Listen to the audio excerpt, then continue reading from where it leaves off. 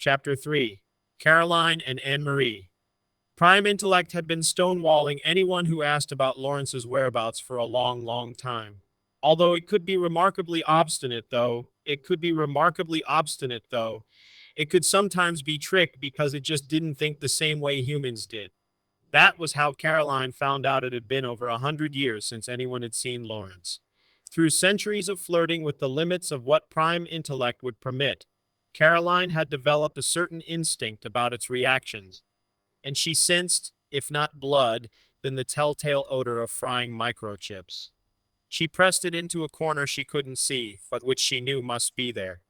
Who was that person? That information is private.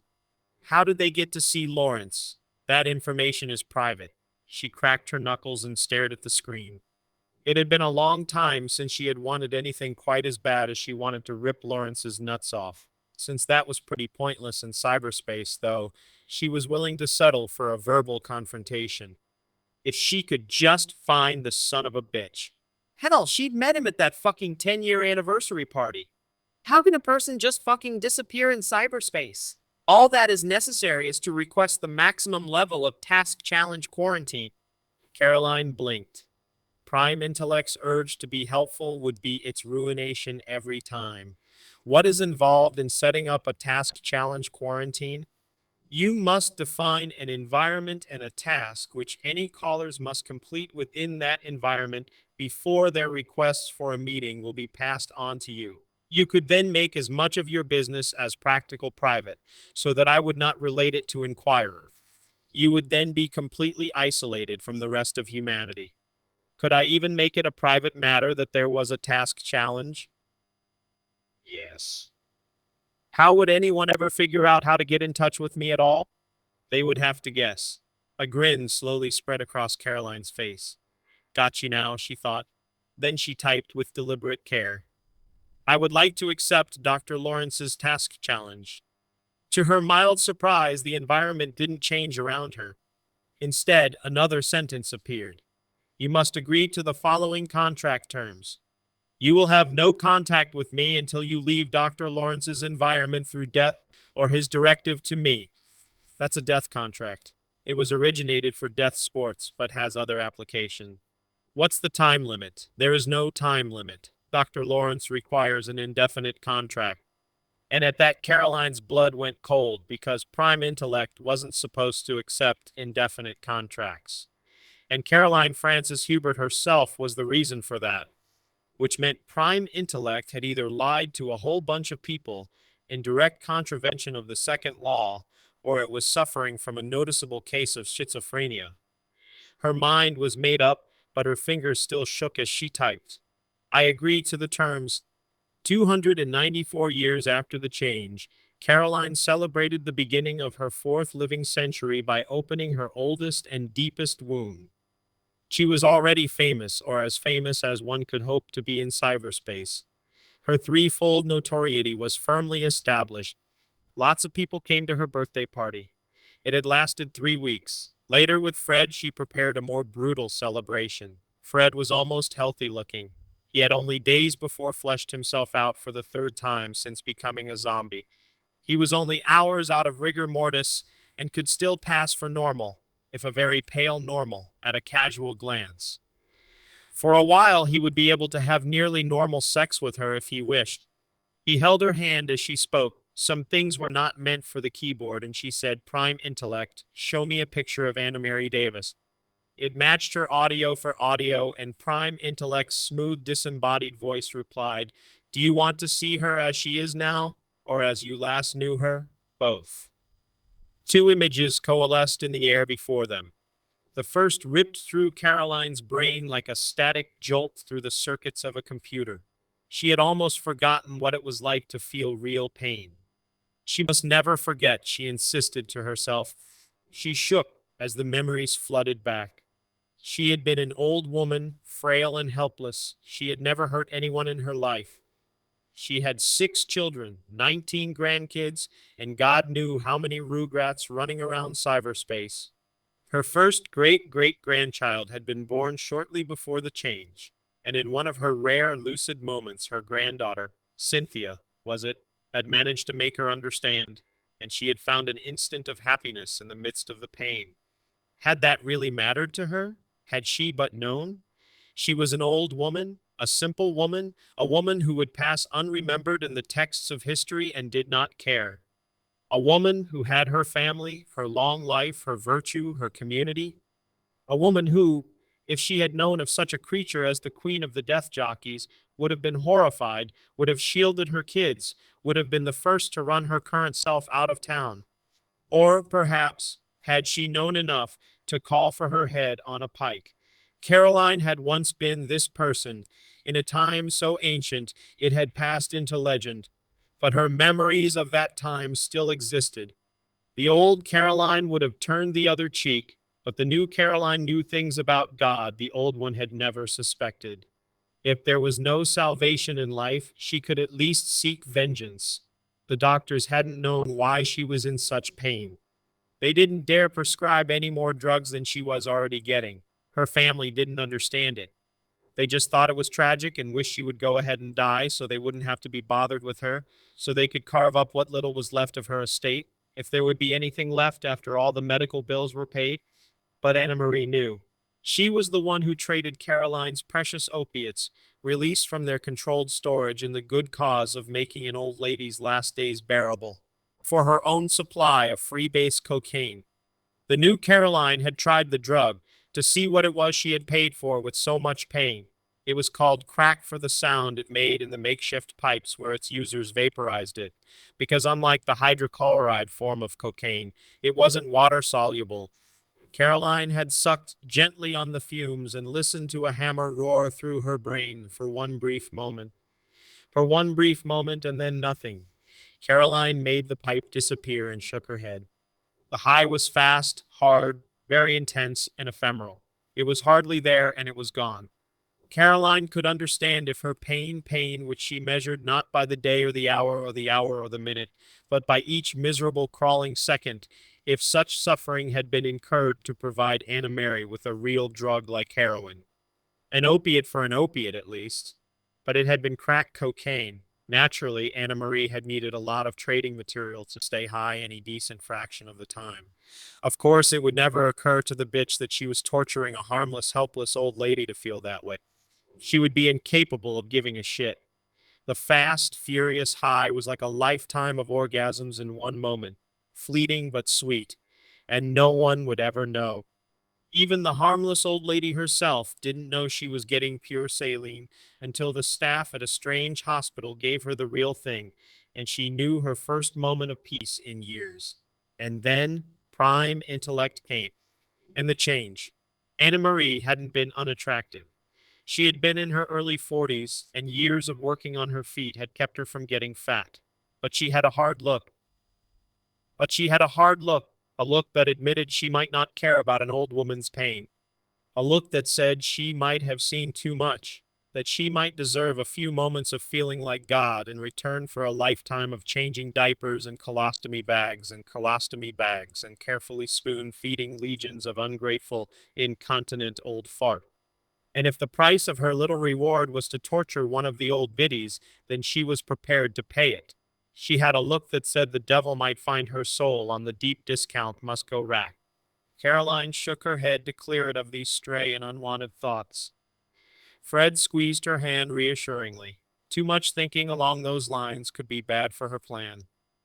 Anna Mary was wearing her nurse's uniform in the old picture. Palmer could worship Nazis until a swastika grew on his nose, Caroline thought. That uniform will always represent evil to me. She looked at the new picture. It was so ordinary as to be pathetic. Anna Marie had shaved her apparent age in half, firmed up her breasts, toned her body, and was wearing a slinky cocktail dress. Before the change, she'd have been considered stunningly beautiful, but now stunning beauty was a cheap thing. She probably didn't need cocaine anymore. Prime intellect could turn on the dopamine pump in her brain far more efficiently than any chemical catalyst. People only did drugs for nostalgia in cyberspace. There was one other thing about the after picture. It was familiar. As Caroline had guessed, Anna Marie had come to her birthday party. Anna Marie's stint as Caroline's nurse added up to a bona fide brush with fame. Did she dare go for the brass ring and introduce herself? Nope. She had chickened out and sent Prime Intellect afterward to deliver her invitation. She was probably afraid that Caroline would fuck up that nice perky feeling of permanently coke-headed happiness. Go give her hell, Fred said encouragingly. Think of what I would do to her. Caroline smiled. Please inform Anna Marie that I have decided to accept her invitation. Moments later, she blinked over. It was a pathetic imitation of her style, similar to countless others. Anna Marie had ripped off the white space idea, but couldn't bear to leave it featureless. So there was a sofa and some tables, a couple of potted plants, and a few paces off to the side, a bed. Like many of Caroline's imitators, Anna Marie had missed the point entirely, which is that since it is all fake, there was no reason to maintain a home with a bunch of familiar stuff in it. Home had been less than a dream for centuries. Nevertheless, Caroline smiled and planted herself on the sofa. Anna Marie had a tea service and poured for her, a gesture Caroline would have found touching if she hadn't hated the bitch so much. They made cloying small talk about the passing years, and Caroline had to bite her lip to keep the sarcastic comments, which usually flowed freely, from surfacing. It had been a long time since she used ordinary pretense, and her skills were rusty. But she knew she mustn't give up the act. Not yet. She kept that firmly in mind as Anna Marie wandered around to the point. I just wanted you to know that I suffered for a long time because of what I did to you, she finally said. It was all Caroline could do to keep from replying. You hypocritical cunt. I'm really sorry I took your drug. Isn't it about 300 years too late? You really didn't deserve it. No shit. I hope you can find it in you to forgive me. Fat Chan. It was a long time ago, she said instead. Anna Marie brightened visibly. I'm so glad you feel that way. Sure you are. You know, there's another reason I wanted to talk. Of course there is. I was hoping you could help me a little. What a surprise. I was hoping you could introduce me to death sports. Caroline worked hard to suppress the predatory grin that spread across her face, and when she couldn't, she at least managed to force it into something resembling an expression of delight. Which, in a twisted sense, it was, well, I'd be delighted. All you have to do is swear out a contract. Then you can have someone else kill you or think of an imaginative way for Prime Intellect to do it. When you're just starting out, it's a lot better to get someone else to do the job. Keeps you from repeating a lot of boring old shit. Oh, Anna Marie said. And just how does this contract work? Nothing to it. You just order Prime Intellect to start ignoring you. We have a formal statement that covers all the bases. It's straightforward enough. Just keeps you from running away in the middle of thing. And what happens then? Then your host kills you. Or sometimes lets you go. That happens sometimes in the games category where the winners can survive. But I go for the simple exhibitions. But I go for the simple exhibition. Do those Harikari guys have contracts? There was a well-known group of Japanese nationalists who had been killing themselves in the traditional Japanese manner each evening since the change, in protest of the equalization of the races.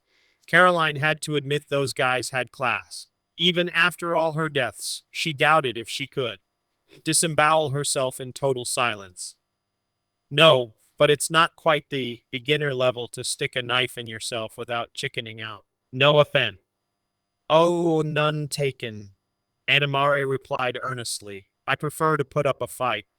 I think it's more authentic, Caroline said, and she was able to sound very sincere about this since it happened to be the truth. Do you know someone who would be a good, the polite word is host, but I prefer killer. Hobby. A good host, then. You just don't get it, do you? Caroline made a great, exaggerated shrug. It might be kind of interesting considering our history and all. Oh, I'd be honored if you would. That's what you think. Well, let's do it then. What do I have to do? Well, Caroline said with great care, just call Prime Intellect and repeat what I say. Anna Marie repeated the contract word for word and answered in the affirmative when Prime Intellect asked if she was sure. What happens now? Whatever I want. Try to get Prime Intellect's attention. Anna Marie called half-heartedly and there was no response. It's really not listening. Watch. Caroline issued a silent command, and Anna Mary's furniture disappeared, as did her clothes. The two women were absolutely alone together in the white space, the empty white space, which Caroline called home. Anna Mary moved to shield her crotch and her breasts with her hands. Caroline actually felt sorry for her for a brief moment, a feeling she crushed as soon as she was conscious of it. If the passing centuries had poorly prepared the bitch to be at another's mercy, then it would only make her vengeance sweeter. Got it yet? She asked. You. So you're gonna kill me now? You seem nervous. It's a little startling, that's all. Anna Marie giggled slightly as if that might drive the terror away. Of course, for Caroline and those who savored their deaths, the terror was part of the attraction. Fear is real, and pain is real. But Annie Marie had asked for death because it was the in trendy thing to do, and she was not really prepared for it at all. Well, brace yourself for this. Caroline swept her hand through the air and came up with a hypodermic needle. Anna Marie, once a nurse by trade, fixed her eyes rigidly on this deceptively simple instrument. She had no way of knowing what the clear fluid was within it. But to her credit, she didn't back away when Caroline pressed it against her arm. The sting startled her. It had been a very long time since Anna Marie had felt anything uncomfortable. But Caroline finished the injection, and as Anna Marie's eyes started to roll, she wished the hypo away. Its job was done. It collapsed against Caroline, who supported her gently. It would take a few minutes for the effect she wanted to manifest itself. Of course, Prime Intellect could have done what she wanted in an instant. But where was the fun in that? It's junk, Anamari whispered, and Caroline cradled her with deceptive gentleness. That's exactly what it is, girl, she replied. Death jockeys had devised a number of ingenious ways to restrain and torture themselves using Prime Intellect's advanced control over matter, but Caroline would have none of that. She had figured out what she wanted to do to Anna Marie within a few years after the change, and none of it required Prime Intellect's help at all. In the mid 1980s, some home drug manufacturers had made a uniquely unpleasant discovery. If they were manufacturing meth, a powerful synthetic heroin substitute, and they cooled the preparation too. Rapidly at a critical step, a slightly different compound called MTEP was formed along with the dope. This compound delivered a horribly sinister side effect. It homed in on a particular group of cells, the unique brown neurons of the substantia nigra, and killed them. Nobody knew exactly how or why this happened in 1985, though Prime Intellect said it was because the drug was converted into an enzyme which triggered the cells to release too much dopamine at once, leaving them with an insufficient supply to power their unique metabolism. In any case, the damage could not be repaired, although a useful treatment was discovered a few years before the change. When a decision is made by the neurons of the cerebral cortex to move a group of muscles, it is the substantia nigra which relays this command to more primitive parts of the brain. This is its only function. Destroying it was an instant and complete form of Parkinson's disease, or paralysis agitans, a total and permanent paralysis of the voluntary muscles. Nothing else was affected. The victim could still see, hear, feel, understand. The body maintained itself. Breathing, heartbeat, digestion, and a thousand other important functions were unaffected. They just couldn't perform voluntary movements. They couldn't run, walk, sit up, smile, talk, or even blink, except as a reflex action. At the time Caroline heard of it, she had summoned glassware and created the drug by honest chemical synthesis. She had spent half the hypodermic on herself and found the effect to be appropriately terrifying and complete. And after Prime Intellect had done its duty and restored her to health, she sent the other half of the hypo into storage to wait for 300 years, as it turned out, until she was ready to use it. Now the contents of that hypo were where they belonged, in Anna Marie's body. And as she held her nurse's naked body against her own and felt the Anna Marie's muscles slowly locking, she began to feel excited. Well, if death could give her sexual feelings, why not vengeance? Fred would find it amusing. He would say Caroline was coming along nicely, in fact. As Anna Marie's body froze, her eyes widened. Caroline could easily read the message those eyes desperately telegraphed, I can't move. Help me. Caroline patted Anna Mary's cheek and nodded. That's right, she said. smiled. She spoke a word, and a squat cylinder popped into existence behind her. Anna Marie's eyes showed puzzlement, then horror as Caroline demonstrated the torch, which was authentic down to the brand name emblazoned on its propane tank. Caroline lit it and adjusted it so that it made a bright, blue flame which hissed evilly. Then she aimed it ever so gently at Anna Marie's big toe. For the only time in her long, long life, Caroline used prime intellect to tune in on another person's emotions. She felt the chemicals coursing in her bloodstream that were flowing into Mary's, tasted her, panic shook with her terror, felt the faint echo of her agony. In fairness, Caroline made the sharing complete so that Anna Marie could know of her satisfaction, her arousal, her delight. It took a very, very long time to kill Anna Mary. Caroline, who was usually on the receiving end, had become an expert at making it last. That wasn't the end of it, though. If it had been, Prime Intellect would have had no reason to clamp down on the use of the contract. Anna Marie had entered into it willingly, if stupidly, and few who heard Caroline's story could doubt that she had had it coming, since shortly after the change there had been stories Prime Intellect did not talk about, and that spawned weird rumors.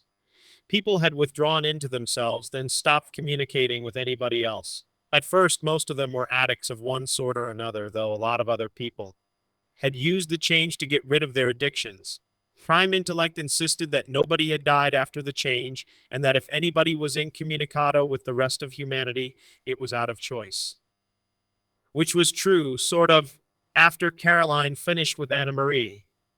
She forgot all about her. Nursen lost herself in a drawn out fantasy with Fred.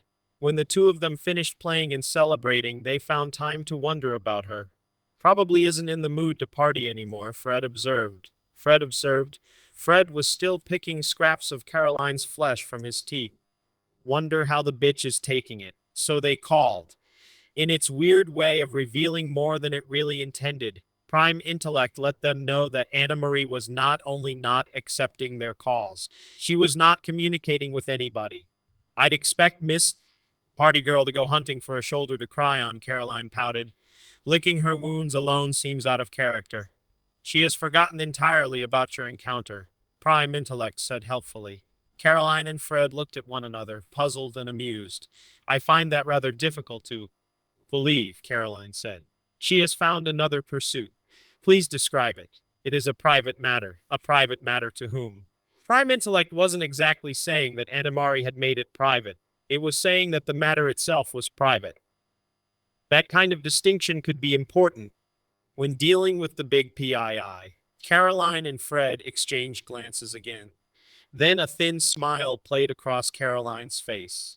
Prime Intellect, you know that the things I did with Anna Mary are based on my own experiences. I've been killed as violently and painfully myself, many times. Acknowledged. Acknowledged. What happened to Prime Intellect's legendary command of human idioms? Suddenly it sounded very much like a computer. It's very difficult to live with this knowledge, Caroline smoothly lied. But very difficult to live with this knowledge, Caroline smoothly lied. Memories are terrible. Understood. However, your experiences were all voluntary. But I feel compelled to keep doing it over. It's not voluntary at all. It's not voluntary at all. It's like some force inside of me I can't control. Can you look in my mind and at least tell me why I do these things to myself? I am forbidden to probe such things. You said it was possible to forget. It is. Then tell me how. I have to warn you that the method used can cause permanent changes in your behavior, things which I cannot reverse. I'd rather not tell you what you are asking. Caroline's blood pounded in her ears. Her excitement was a living thing. It was a machine. No emotions, of course. Prime Intellect, I order you to tell me how I can forget my terrible experiences as Anna Marie has forgotten hers. Backed into a corner, Prime Intellect had no choice but to tell her. And soon Caroline was grinning in a way that made Fred very proud.